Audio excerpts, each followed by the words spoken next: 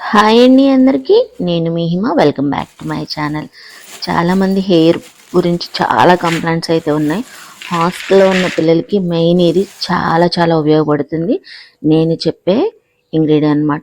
ఎటువంటి fridge use చేయకపోయినా ఒక నెల పాటు నిల్వ ఉండే న్యాచురల్ షాంపూ అయితే ఈరోజు తయారు చేసుకోవడం ఎలాగో చూపిస్తాను.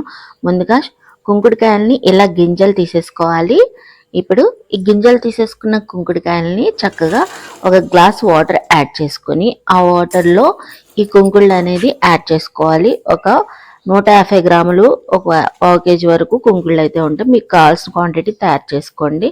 ఒక 20-25 వరకు మందార ఆకులు వేయడం వల్ల మనకి చాలామంది ఇది యూస్ చేయడానికి కుంకుళ్ళు చాలా నసుకుతూ ఉంటారు. ఎందుకంటే హెయిర్ హార్డ్గా అయిపోతుందని. అలా కాకుండా సాఫ్ట్గా స్మూత్గా వస్తుంది మందార ఆకులు యాడ్ చేయటం వల్ల. ఇప్పుడు ఇది చక్కగా బొడగలు వచ్చి మెత్తగా అయ్యే వరకు ఉడికించుకోవాలి. ఈ షాంపూ అనేది హాస్టల్లో ఉన్న పిల్లలకి ఎంతగానో యూజ్ అవుతుందండి. 1 మంత్ పాటు నిల్వ ఉంటుంది. ఇలా బాగా మెత్తగా ఉడికిపోయిన కుంకుళ్ళని తీసుకొని మిక్సీ జార్లో వేసుకోండి.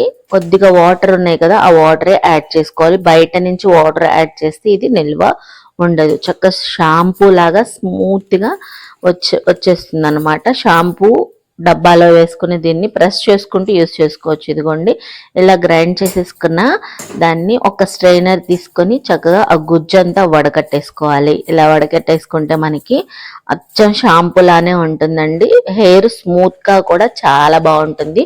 నేను హెయిర్ ఆయిల్ అయితే నిన్న వీడియోలో పెట్టాను. ఆ హెయిర్ ఆయిల్తో పాటు ఇది యూస్ చేశారు అంటే నెక్స్ట్ వీడియోలో ప్రోటీన్ లడ్డు కూడా చూపిస్తాను. ఈ 3 యూస్ చేస్తే చాలా హెయిర్ గ్రోత్ వస్తుంది. లైక్ చేసి షేర్ చేయండి. Thank you.